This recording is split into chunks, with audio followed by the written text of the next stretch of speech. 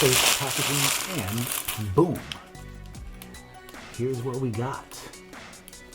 This is the Olympus Zuikyo Digital 60mm F2.8 macro lens. Let's take a look here. Get the lens cap off there. This is what we got going on.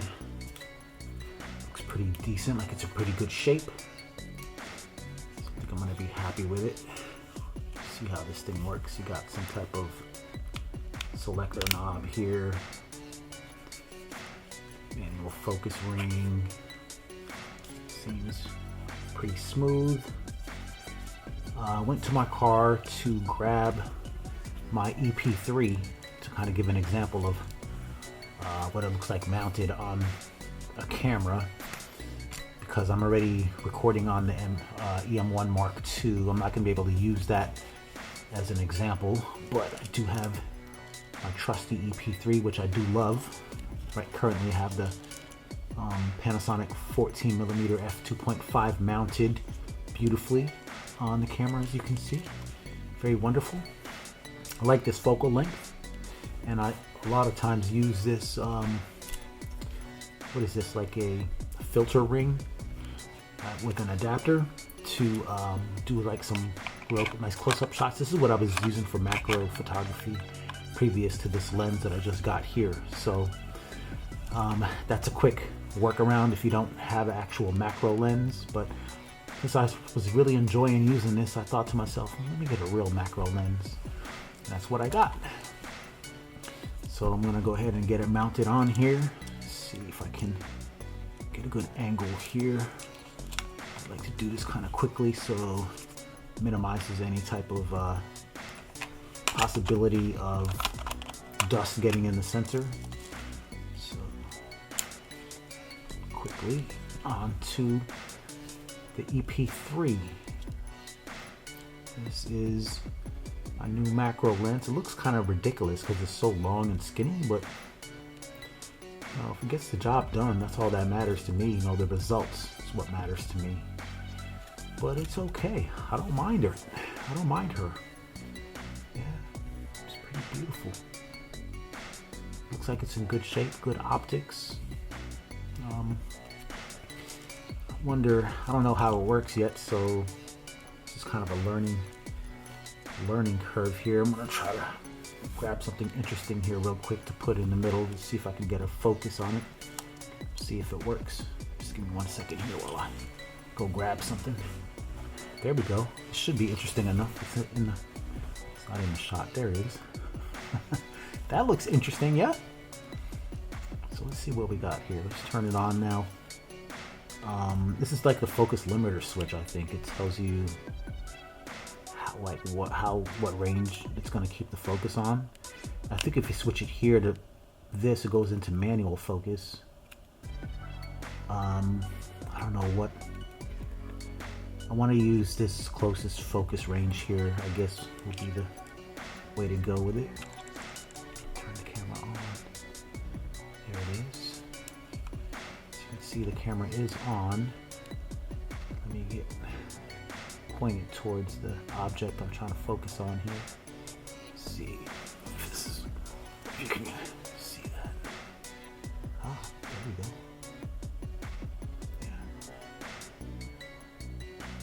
The camera focused on it pretty good. Huh, there we go. My first picture with the new 60mm macro Zuikyo, and hopefully many more pictures will be taken with this, and I will be sharing my results with you. Let me know if you have any comments, questions, suggestions, recommendations. Let me know if you have this lens, what you think about it. Show some examples of some of the pictures you've taken with it. What's up, guys? It's John Dominique, Prize Pictures. I'm here to talk today a little bit about a dilemma that I've been having since I've purchased this new lens. This is the Olympus Zuikyo 60mm f2.8 macro lens. It's right here in my hand. I've had it for a few weeks now, and I've been testing it out. having a little bit of fun with it. And I bought this lens because I've had like a close-up filter adapter that I've been using as a substitute for this, for a macro lens. And it's been working out okay with that. I've been using the Panasonic 14 F2.8 with it because it's kind of compact and I can take it with me places, and it fits great on the EP3 camera that I have. But I wanted a real macro lens because I saw the value in, getting up close to some subjects and shooting some smaller things that I've been noticing. And so I took the dive, I took the plunge. I got a really good deal on this. Got it at a great price. I couldn't refuse it. That's really the main reason why I bought this lens, because I got a really good deal. And I did a little research. I saw that it was a good value. And I played around with it a little bit. It's a good lens. I'm not gonna lie to you. I enjoyed using this lens. As you can see, I still have this lens. It's not like I'm getting rid of it or anything, but my dilemma is I'm thinking of selling it. That may sound strange, but my lens collection, I've been through a few lenses, testing out a bunch of different lenses and focal lengths to see what suits me, and I keep coming back to two main lenses, and it seems like everything else just kind of falls to the wayside. The two lenses that I use mostly are the 17mm f1.8 Zoico and also the 45mm f1.8 Zoico lenses, and those are my staples. I use those lenses consistently. I decided to take a plunge and try to see what this other lens here was about, and so far it's been okay. But I have a dilemma because it feels like, I don't know, it doesn't feel like it's growing on me. I started to use it, and it's a great lens. It feels good. I like the way it performs, and I like the way it handles. It's pretty lightweight. You can see it's got like this knob here. This controller knob gives you different settings for focus limiting, so it limits like what range it'll focus. If you put it here 1:1, it goes to manual focus, I believe. And then you have these other three options to give, so it focuses a little quicker if you use this, depending on where you want to focus, and you have to know when to use each setting. And that's helpful for me. And I've kind of been using this lens kind of like a walk around lens in that respect. And that's been helpful because, I can limit where it's going to focus and how far because I'm pretty sure it'd be a long throw if you were to focus from infinity all the way to as close as it can get, its closest magnification. So that's helpful. And that helps with the walk around lens because I'm kind of trying to use this as a walk around lens as well a little bit. I mean, the 120mm focal length is good for portraits. I don't do a whole lot of portraits, but I do like the 90mm for walking around. So I figured this might be a good alternative to trying the 90 as well. But I still like the 90 more so far because it's just, I'm so used to that focal length, and it just gives me a little bit more. This is more impractical with the 120mm, but it's in certain ways. When I want to do macro though, 120 is a great focal length. I'm not going to lie to you. I like this focal length for macro photography. It's almost nearly perfect. So that's a very good thing with this lens. And so far, like I said, I've been using it as a walk around lens, and it just, for some reason, it doesn't do quite as good as a 90 for me, that 35. Now, I'm not a specialist in any one area of photography. I don't just do macros. I don't just do street photography. I don't just do portraits. I don't just do landscapes. I mean, I shoot a variety of subjects. So this lens feels like a specialist lens to me, and that's part of the dilemma. I'm not really a specialist. The macro lens, when I try to get that f-stop, I try to shoot at f5.6.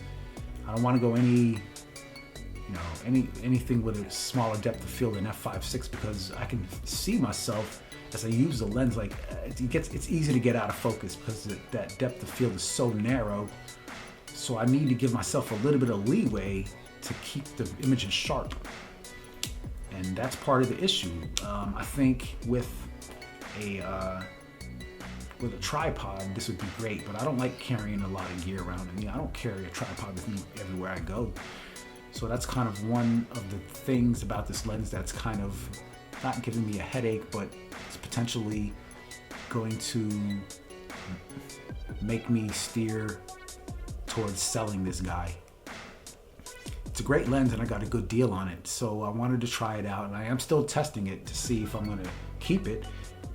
But the dilemma is I have other focal lengths that I think are more suited for my style of photography and what I'm trying to do. This is a specialist lens, it feels like. If you're into macro and you're okay with a tripod, then okay. So, if I keep it at f/5.6, I try to keep it around as a walk-around lens. The focal length is a little bit tight for some of the things that I want to do, but I'm trying to see if I can make it work. I've taken some pictures and the pictures have come out okay, but they're not the greatest. They're not it's not my best works, is what I want to say. For some reason, I tend to thrive at 35 and 90 millimeters. Those are the focal lengths that I gravitate towards the best. I've done some work at 50 millimeters and 40 millimeters as well, or 28 millimeters. I like 28 millimeters, but 120 is not really a thing for me unless I'm doing macro. And every now and then I do macro, but I'm not a macro specialist. That's the thing. That's the dilemma. I'm not a specialist with this. So the thing about it is I'd rather have the lens and need it than need it and not have it, I think is the way they put that. But again, that's money. I hate having equipment that I'm not using that just sits on the shelf. Often I sold almost all my equipment. Like I had a lot of even film photography equipment, and a lot of the lenses I whittled down my collection, narrowed it down really specifically, only 2 bodies and 2 lenses, and every now and then I'll get something new to just test out the waters to see what's there. But I think I'm really focused and dialed in on my settings and what I have, and I'm in a groove, I guess. I'm getting older and I know what my style is, and I know what's going to enhance me and enhance my work and keep my workflow going the way that I've been comfortable with all up until now. So yeah, leave me some comments, questions, suggestions, like my channel, subscribe, and all that good stuff. And let me know what you think if you have this lens, what you think of it. Should I keep it? Should I sell it? What do you use it for? And give me some example shots of anything.